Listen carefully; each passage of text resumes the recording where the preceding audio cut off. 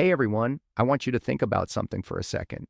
When you see wealthy people talking about their investments on TV or in interviews, what do they usually talk about? Stocks, bonds, real estate, maybe some crypto, right?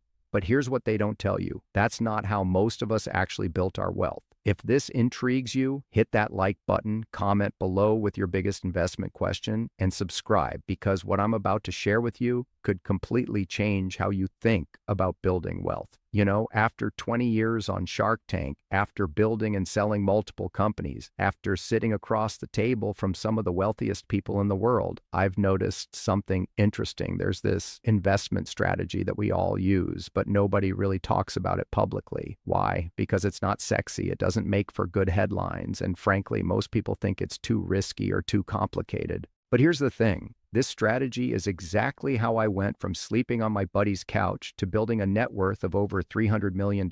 It's how most of the entrepreneurs I know built their wealth, and it's probably the most misunderstood investment opportunity in the world. So what am I talking about? I'm talking about investing in yourself and your own business, but not the way most people think about it. See, when people hear invest in yourself, they think about taking courses or getting degrees or buying books. That's not what I'm talking about. I'm talking about something much more powerful and much more profitable. Let me tell you a story. When I sold my first company for over $100 million, everybody wanted to know what I was going to do with the money. The media expected me to talk about diversifying into stocks and bonds and real estate. But you know what I did? I immediately started looking for my next business to build. Why? Because I realized something that most people never figure out. The best investment you can ever make is in a business that you understand, in an industry that you know, with your own skills and expertise driving the results. Think about it this way. When you buy a stock, you're betting on someone else's ability to run a business. When you buy real estate, you're betting on market forces you can't control. But when you invest in your own business, you're betting on yourself. Now, here's where most people get this completely wrong. They think investing in your own business means just starting any business. They think it means putting all your money into some restaurant or some retail store or some franchise that they know nothing about. That's not investing, that's gambling. The wealthy people I know, we don't just start businesses. We start businesses in industries where we have an unfair advantage. We start businesses where our experience, our knowledge, our connections give us a massive head start over the competition. That's the real secret. When I started my first tech company, I didn't just wake up one day and decide to get into technology. I had been working in the industry. I understood the problems. I knew the customers. I had relationships with the people who could help me succeed. I wasn't gambling. I was leveraging everything I had learned up to that point. But here's what's really interesting, and this is where it gets powerful. Once you've built one successful business, the next one becomes easier. Not because business gets easier, but because you've developed what I call business intelligence. You understand how to read markets, how to manage cash flow, how to hire the right people, how to scale operations. And that's when you can start playing a completely different game. Instead of just building one business, you start building multiple businesses. Instead of just investing your money, you start investing your expertise. Instead of hoping for 10 or 20% returns, you start creating businesses that can generate 100%, 200%, even 1,000% returns. Now, I know what you're thinking. Robert, that sounds great, but I don't have millions of dollars to start businesses with. Here's the beautiful thing about this strategy. You don't need millions of dollars to get started. What you need is the right mindset and the willingness to start small and think big. Let me give you an example. I know a guy who started with $5,000 and a laptop. He identified a small problem in an industry he understood. He built a simple solution. He sold it to a few customers. Then he used that money to improve the solution and find more customers. Within 3 years, he had built a business worth over $10 million.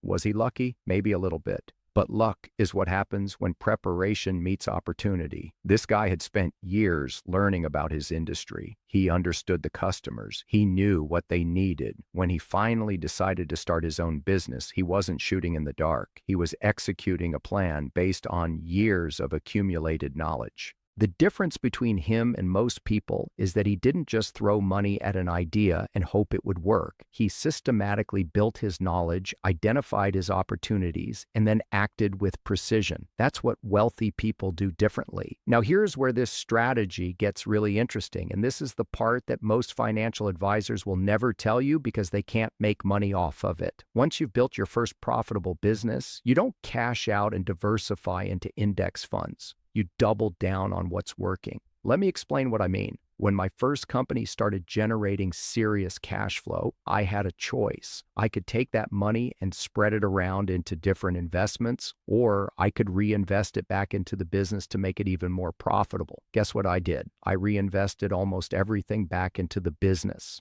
Why? Because I was getting returns that no stock market could ever give me. When I invested $100,000 back into my business, I wasn't hoping for 8 or 10% returns. I was creating systems and processes that could double or triple my revenue. I was hiring people who could expand into new markets. I was building something that I controlled completely. Most people think diversification means safety, but here's what they don't understand. Diversification is also the enemy of wealth creation. When you spread your money across 20 different investments, you're guaranteed to get average results. But when you concentrate your resources on what you know best, on what you can control, on what you can influence directly, that's when you can create extraordinary results. Now, don't misunderstand me. I'm not saying you should never diversify, but I am saying that your first million, your first 10 million should come from concentrated expertise, not scattered hoping. Once you've built real wealth through your own businesses, then you can afford to diversify for safety. Here's another part of this strategy that wealthy people use but never talk about. We don't just build businesses to run them forever. We build businesses to sell them. And then we use that money to build bigger businesses. It's like compound interest, but on steroids. Think about it this way. If you build a business that generates $1 million a year in profit, that business might be worth $5 to $10 million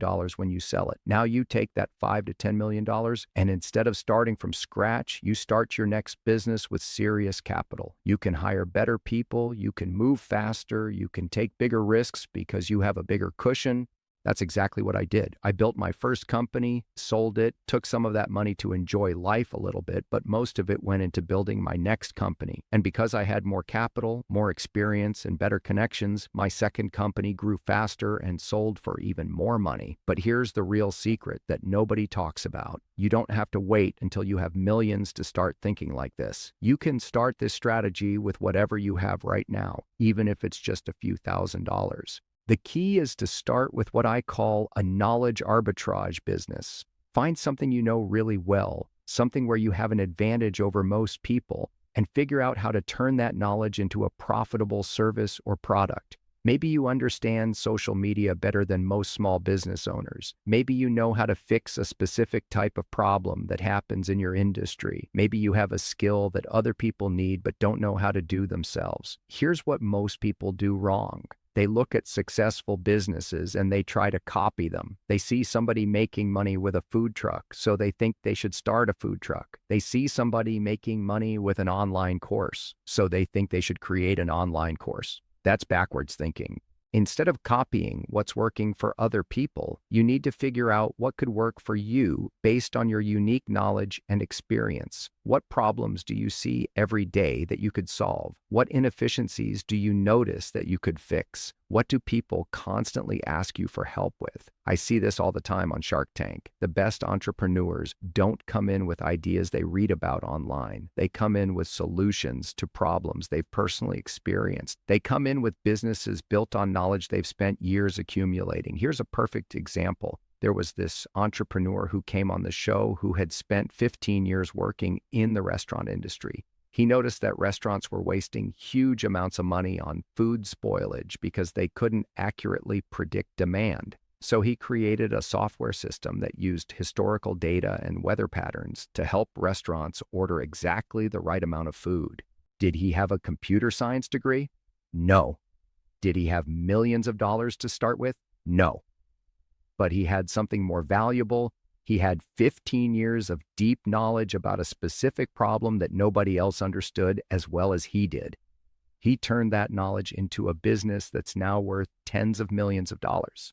That's the power of knowledge arbitrage. You take something you know deeply and you find a way to monetize that knowledge for people who don't have it. And the beautiful thing is, this works in every single industry. But here's where most people get stuck. They think they need to create something completely revolutionary. They think they need to invent the next iPhone or the next Facebook. That's not true at all. Most of the businesses I've invested in over the years, most of the businesses that have made me the most money, they weren't revolutionary. They were just better solutions to existing problems. Let me tell you about another investment strategy that wealthy people use but rarely discuss publicly. We invest in other people's expertise, but not the way you think. We don't just throw money at startups and hope for the best. We find entrepreneurs who have deep knowledge in industries we don't understand, and we provide them with the capital and mentorship they need to scale. This is where things get really interesting. Once you've built your own successful business, once you understand how businesses work, you can start recognizing great opportunities in other industries, even when you don't have expertise in those specific areas.